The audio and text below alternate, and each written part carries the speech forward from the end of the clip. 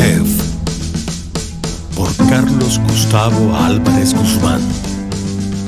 Para mi madre, que también me enseñó a cocinar. Dedicado a mi amigo Roberto Posada García Peña D'Artagnan, en gratitud por creer en mí. Y al maestro Chef Kendon McDonald Smith, dueño del Gran Paladar. Narración: Juan Carlos Contreras Rosso. Producción: Yesid Vanegas. Capítulo 1. Notas de buen gusto. Las personas pasarían más tiempo en la cocina si no tuvieran que limpiarla. Muchos encuentran en su personalidad, o forzados por el estímulo de sus amigos o el empuje de la moda, un gusto por los ingredientes, las recetas y las preparaciones. Sobre todo ahora que vivimos en la era del aprendizaje fácil y todo es posible con una búsqueda en Google, un video de YouTube o un programa de TV paga. Pero cuando llega el momento de lavar la loza y arreglar la cocina, suele derrumbarse el ánimo por la experiencia culinaria. Es una lástima, porque una cocina limpia hace el mejor maridaje con una jornada de placer gastronómico y es una invitación para volver a emprender la siempre magnífica aventura de cocinar. Leonardo Heredia terminó de escribir en el documento que tenía marcado como Notas de buen gusto. Iba a cerrar la cubierta del iPad cuando sintió en el bolsillo trasero del uniforme blanco la vibración de su teléfono celular. Por lanzarse instintivamente a sacar el aparato, una acción que ya es prácticamente universal, con un dictador que determina cada instante de nuestras vidas, tumbó el trapero y por poco golpea con su pie derecho el balde escurridor. Hubiera sido un desastre. El agua sucia se habría regado sobre el piso de la cocina de prácticas número 3, del área de pastelería y repostería, de la Escuela de Gastronomía El Gran Batel, arruinando el trabajo de aseo que Leonardo había realizado con la paciencia de un orfebre. Pero no. Por las amplias ventanas del recinto se filtró la luz delicada de la tarde que se apagaba en un crepúsculo lejano y majestuoso. Y esa claridad bermeja fue suficiente para iluminar el brillo del piso que Leonardo había trapeado con diligencia. Sintió una satisfacción natural y espontánea, y se asumió observado por la mirada aprobatoria de su madre, de la que había aprendido esa como tantas otras cosas valiosas. Nunca te acuestes con una cocina sucia.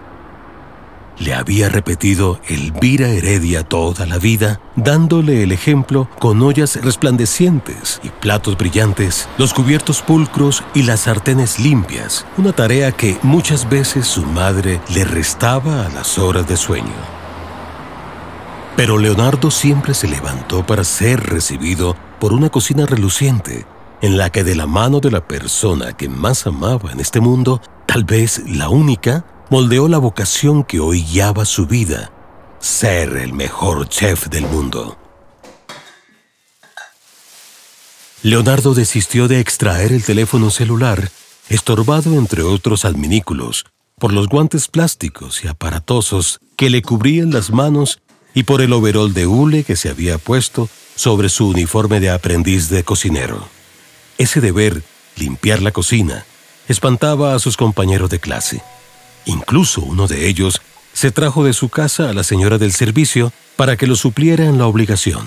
La señal celular correspondía a un aviso de WhatsApp, segura y justamente el mensaje de alguno de sus condiscípulos, a lo mejor con un chiste insípido, o el anuncio que lo esperaban en un bar cercano, en el que ya tendrían, como todos los jueves, una mesa llena de cerveza y estarían burlándose porque luego de la clase, justamente al pobre Leo, le había correspondido la obligación de dejar la cocina de práctica como una tacita de plata. Y así había quedado. Escrupuloso, trabajador en el detalle, había lavado la loza y los implementos, aseado las hornazas y trapeado el piso con la dedicación de un cruzado. Recogió el trapero, le sacó la mugre final y antes de irse a dejar los elementos de aseo y a quitarse sus implementos, miró hacia un mueble. Una sonrisa se anunció en su rostro y con esa felicidad del deber cumplido, comenzó a caminar hacia un tesoro que reposaba aún humoso sobre un papel de aluminio. Era un pastelillo de hojaldre. Esta masita crujiente, con el arcano de su textura, había sido el trabajo de la clase y Leonardo y sus 11 compañeros se habían aplicado con distintos grados de paciencia a la alquimia de la pastelería. Todos mezclaron la harina, el agua y la sal, aplicaron sobre la masilla la grasa. La decisión predominante favoreció a la mantequilla y solo una estudiante se casó con la margarina.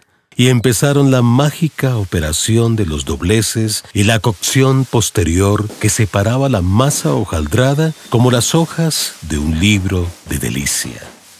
Leonardo tuvo todo el tiempo en la mente, como una figura sagrada, al pastelero francés Marie-Antoine Antonin Carême, quien con una inspiración matemática estableció el número de dobleces que permitieran la adecuada separación de las hojas.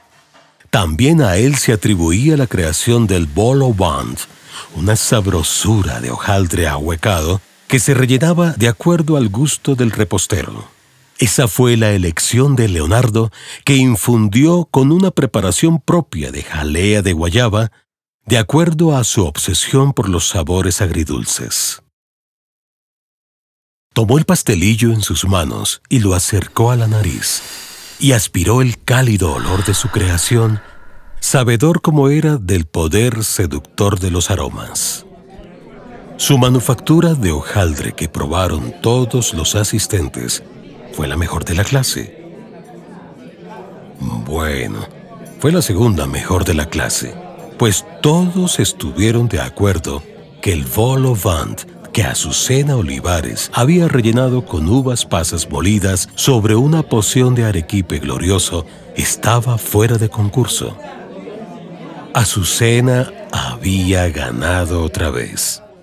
Compañeros de clase desde el primer semestre difícilmente se dirigían la palabra, casi siempre mediados por un encuentro inevitable y arropados en una hipocresía mutua y rampante. A Leonardo solo lo consolaba que esta caprichosa niña rubia y delgada como una lámina de hojaldre no solamente era inalcanzable para él, sino para todos, pues aunque nunca se pasaba ni de maleducada ni de grosera, mantenía con quienes la rodeaban una distancia bizarra.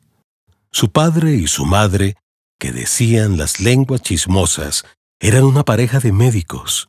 La llevaban y la recogían, de camino a una clínica cercana en la que ambos oficiaban y operaban en sus consultorios.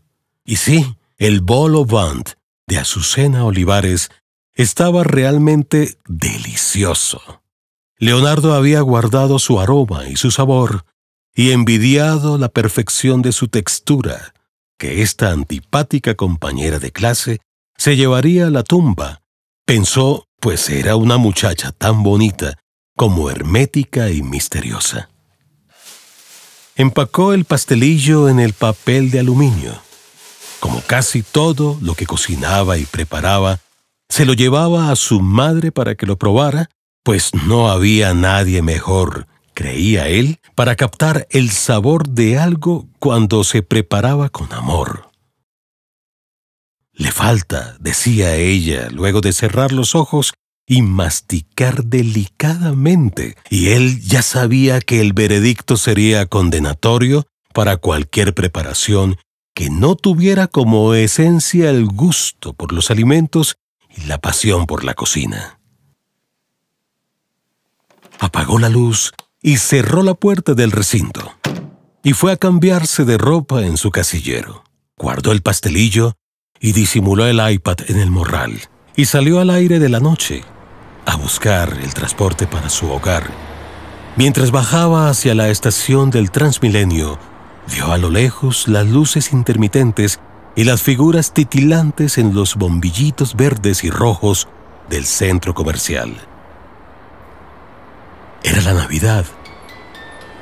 Había comenzado abusivamente 2 meses antes del nacimiento del Niño Dios, con pretensiones de brillo fastuoso. Y ahora, a 20 días del 24 de diciembre, se había ido expandiendo en los fulgores de los establecimientos privados y las luces públicas, ambos encallados en el desespero de los comerciantes por reactivar la economía y porque sus cuentas del último mes de este año de pesadilla no terminaran teñidas con el mismo carmín de las lamparitas.